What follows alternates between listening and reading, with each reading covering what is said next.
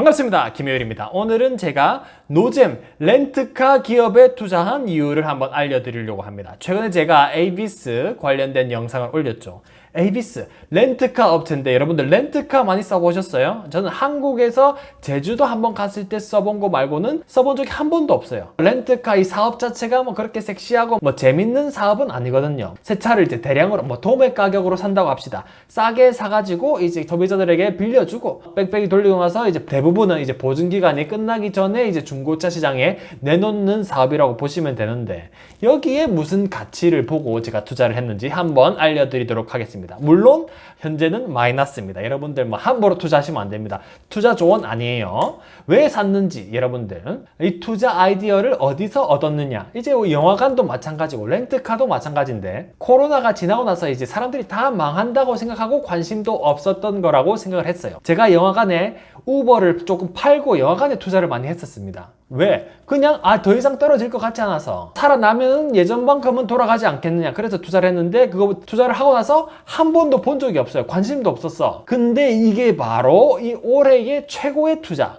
뭐 물론 이제 바로 올해 초에 사진 않았지만 중간쯤 샀는데 올해 초로 친다면은 뭐 85%가 올랐어요. 85%가 전혀 관심이 없었잖아. 근데 저는 왜 여기에 투자했냐? 저는 이제 한국 사람이다 보니까 뭐 네이버도 들어가고 여기저기 들어가면은 뭐 예전에 파묘 뭐 이런 영화들이 사람들이 영화를 보러 간대요. 몇만 명 막 하면서 뉴스에 나와요. 그 제 생각에 사람들이 코로나라고 해서 영화를 더 이상 안 보는 게 아니구나, 그냥 재밌는 영화가 없어서 안 봤구나 하고 그냥 투자를 했어요. 근데 알고 보니까 이렇게 막 올라가는 거야. 미국에 이제 AMC라는 영화관이 있고 시네마크라고 이제 두 개 큰 영화관이 있는데 투자할 수 있는. 근데 AMC는 계속 꼬라박고 있어요. 왜 그렇냐?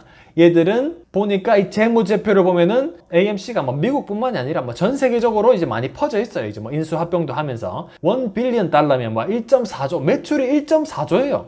여기는 이제 시네마크는 보면은 뭐 700 밀리언이니까 막 1조 정도 되겠네.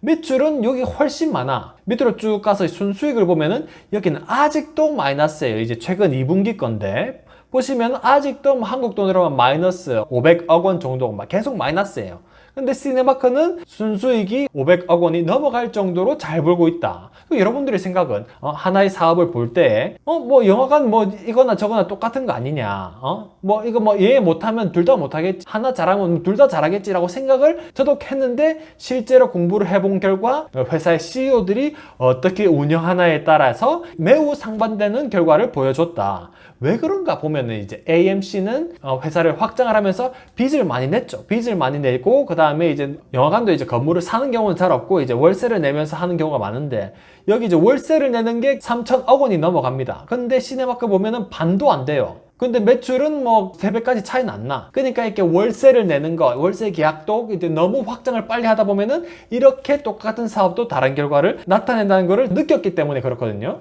그래서 내가 그러면은 이 허츠랑 에이비스도 비슷한 결과를 내지 않을까. 거기에서 제가 많이 큰 아이디어를 얻었습니다. 허츠도 보시면은 이게 2분기 실적인데 보면은 3, 4조 되겠죠. 여기도 에이비스도 뭐 4, 5조 될 겁니다. 뭐 허츠가 뭐 그렇게 작은 회사가 아니에요. 근데 순수익을 보면은 에이비스는 수익이 나요. 뭐 조그맣지만 뭐 한 뭐 200억 원 정도 순수익이 나는데 허츠는 전기차를 너무 많이 사가지고 지금 그거를 이제 감가상각된 걸 다 파니까 어떻게 됩니까? 순수익, 순손실이 거의 1조가 넘어갑니다. 여러분들 생각에 렌트카 업체 그 다 똑같은 거 아니냐 생각하는데 실제로 재무제표를 보면은 상반된 결과를 보여준다. 주가는 사실 방향성은 비슷하게 가더라고요. 왜냐면 허츠가 워낙 이제 떨어지니까 특별히 큰 차이를 보이지 않는 이상은 반등을 주지를 못하더라고요. 그래도 제가 왜 여기에 이제 ABS에 투자를 했느냐. 첫 번째로 물론 허츠가 이제 삽질을 해서 마이너스를 내지만 전체적인 수요를 봤을 때는 미국 TSA 여행객 통계를 이제 거의 매일 이제 업데이트를 해준다고 보시면 되는데, 이게 뭐 제가 이제 인터넷 들어가가지고 복사, 붙여넣기, 엑셀에 붙여넣기 하면은 계산을 쉽게 할 수가 있습니다. 그럼 제가 생각했을 때 3분기 이제 쭉 보면은 작년에 비해서 여행객이 5.4% 늘었다는 거를 그냥 검색해보면 알아요. 대부분의 매출이 이제 공항에서 나온다는 걸 안다면은 직접적인 영향을 미친다고 볼 수가 있겠죠. 그러면 이제 제가 체크했을 때 작년보다 늘어났으니까 매출도 늘 것이고 순수익도 좀 늘 수 있겠구나, 수요는 증가하겠구나 라고 생각해서 투자를 했고, 두 번째로는 비용이 감소를 합니다. 왜 지금 그 잘되던 렌트카 업체가 지금 꼬라박고 있냐? 바로 감가상각. 차 비용이 워낙 비쌀 때 많이 샀거든요. 여러분도 아시다시피 자동차 기업들이 칩이 없어가지고 없어가지고 반도체가 없어가지고 그거를 이제 비싸게 사고 이제 공급망 이슈가 있다 보니까 자동차가 비쌀 수밖에 없었어요. 근데 렌트카 업체는 뭐 울며 겨자 먹기로 샀는데 이제 워낙 비싸서 지금 현재 이제 감가상각이 매우 커서 이제 마이너스긴 한데 2023년을 기점으로 해서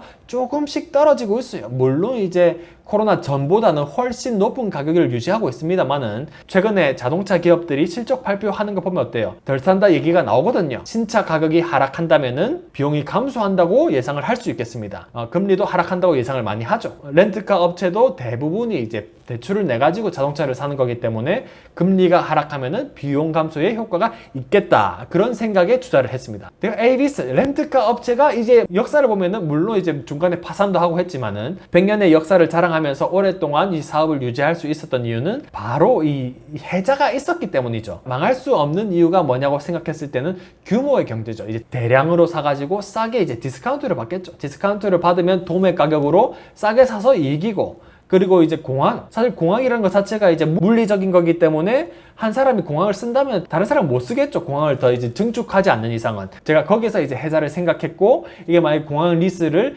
해지하지 않는 이상은 이 공항에서 나오는 수요는 과점 시장을 유지하고 있는 이런 업체들이 다 흡수할 수 있을 것 같다라는 생각을 해서 투자를 했어요. 그리고 네 번째는 뭐냐, 이제 허츠 라이벌이 이제 약간 삽질을 해가지고 영화관을 말씀드렸지만 AMC가 워낙 이제 확장을 빨리 하다 보니까 금리가 오르니까 어떻게 됩니까? 이제 빚을 갚는다고 너무 힘들다. 그래서 마찬가지로 허츠도 전기차를 많이 샀는데 금리도 오르고 수요도 이제 적어서 에이비스에 반사 이익을 주지 않겠느냐, 그렇게 생각을 했고, 그리고 전기차를 팔아서 손해보는 건 사실 팔고 나면은 재무제표에 안 나타난다고 보시면 되는데 현금 흐름이 안 좋아져서 돈을 빌렸거든요. 이자가 높아요. 그런 거는 일시적인 손해가 아니라 이제 장기적으로 이제 영향을 미치기 때문에 에이비스가 계속 꾸준히 좋아질 수 있는 기회를 얻었다고 봐서 이 투자를 했습니다. 여기 보시면은 이제 허츠 CFO가 어떤 얘기를 했냐, 1.4조 원 정도의 감가상각이 2025년까지 영향을 미칠 것이다 라고 얘기를 했거든요. 그러니까 2024년 올해뿐만이 아니고 내년도 힘들겠다, 뭐 그런 얘기를 했고,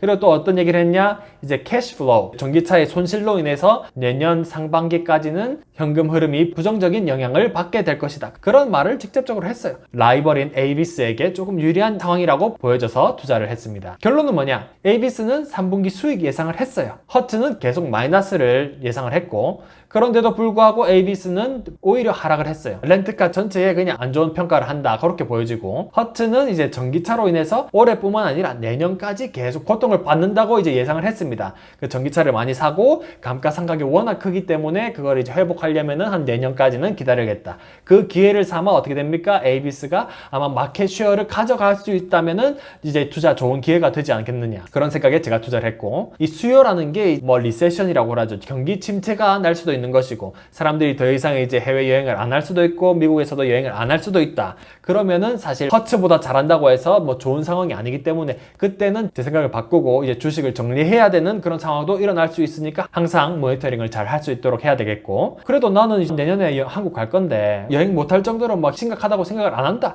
그러면은 이제 긍정적으로 보고 뭐 저평가됐다고 생각하면은 좋은 투자 기회가 될 수 있다고 생각을 하고요. 그리고 마지막으로 이 회사 CEO들이나 과거 이제 업력을 봤을 때 상당히 자사주 매입을 잘했어요. 내 주식을 시장에서 사서 소각하는 경우를 매우 잘 했기 때문에 미래의 수익이 잘 났는데 시장의 평가가 박하다, 회사가 자사주를 매입하고 소각하는 그런 옵션이 있을 수 있기 때문에 올해 저평가가 되는 그런 리스크도 낮게 평가를 할 수 있다는 생각이 들었습니다. 그렇다고 여러분들 이거 막 저보고 막 사고 이러면 안 됩니다. 여러분들 저 이미 마이너스예요. 그렇다고 뭐 안 사라는 것도 아니에요. 그 여러분들이 알아서 평가를 하시고, 저는 이제 재미로 하는 거기 때문에 여러분들도 막 이렇게 생각을 하는구나, 재미로 봐주시면 감사하겠습니다. 다음 영상으로 뵙겠습니다.